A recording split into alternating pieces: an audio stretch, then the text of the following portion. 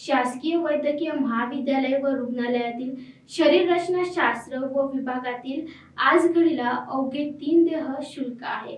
अशा परिस्थितीत भावी डॉक्टरांनी कसे घडवणार असा प्रश्न निर्माण झाला। त्यामुळे रुग्णालयात प्रशासनाने देहदान वाढीसाठी प्रयत्न सुरू केले आहेत।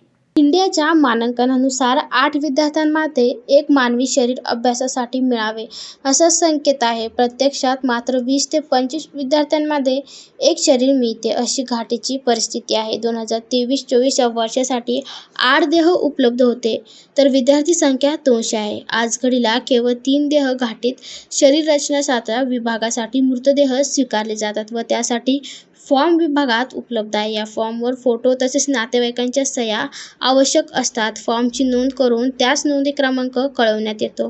पूर्ण भरलेल्या फॉर्मची छायांकित प्रत संबंधित दात्याच्या कुटुंबियांजवळ देऊन ठेवावी। मृत्यूनंतर देहदान करताना मृत्यूचे प्रमाणपत्र आवश्यक आहे। मृत्यूनंतर शरीररचनाशास्त्र विभागातील अधिकाऱ्यांशी तात्काळ संपर्क साधणे आवश्यक आहे।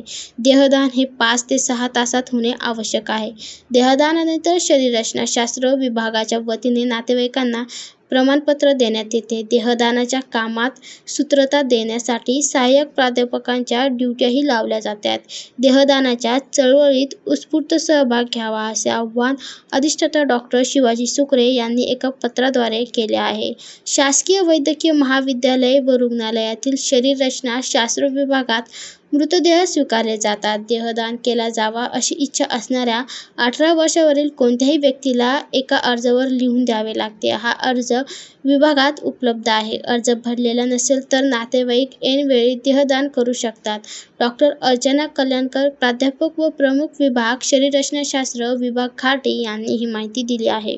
Bureau report, NI news, Chhatrapati Sambhajinagar.